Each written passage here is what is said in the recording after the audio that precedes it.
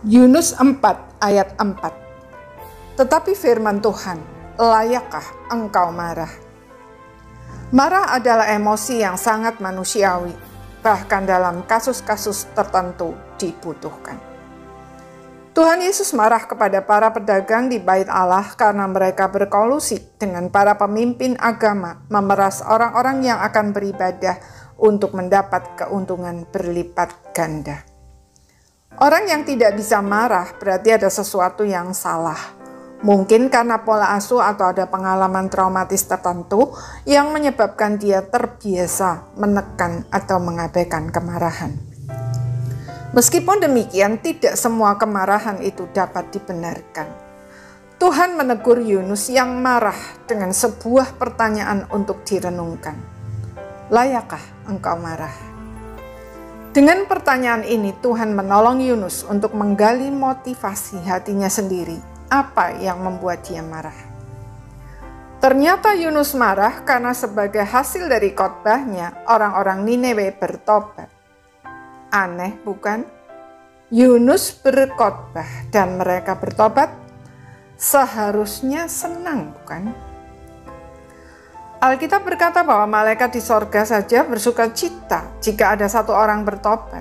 Apalagi yang bertobat adalah sebuah bangsa. Mengapa Yunus justru marah? Berarti ada masalah. Perasaannya tidak sinkron dengan kebenaran firman Tuhan. Lalu apa masalah Yunus? Yunus tidak ingin orang Niniwe bertobat karena mereka adalah musuh bangsanya dan mereka sangat jahat.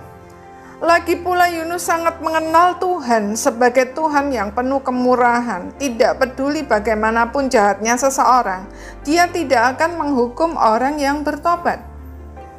Maka Yunus berharap mereka tidak pernah bertobat supaya dihukum Tuhan, kalau perlu dilenyapkan sama sekali. Itu baru adil menurut Yunus. Itulah sebabnya waktu pertama kali disuruh Tuhan pergi berkhotbah di Niniwe, Yunus tidak mau.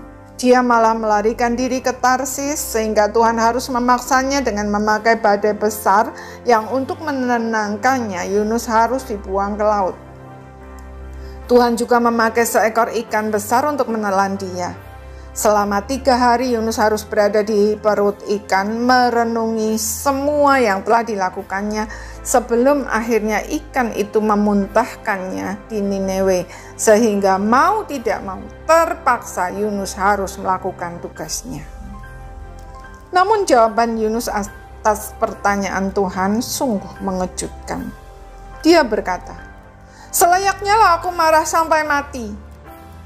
Ya ampun Yunus, berani betul dia. Tetapi Yunus jujur. Dan Tuhan tidak pernah menolak orang yang jujur. Dengan sabar Tuhan terus menuntun Yunus kepada kebenaran bahwa Tuhan mengasihi semua orang dan menghendaki pertobatan bukan hukuman. Oleh karena itu Yunus juga harus bertobat. Hari ini perasaan apa yang sedang menguasai hati saudara? Marilah kita bertanya kepada diri kita sendiri. Layakkah kita merasa seperti itu? Apakah perasaan kita sinkron dengan kebenaran firman Tuhan?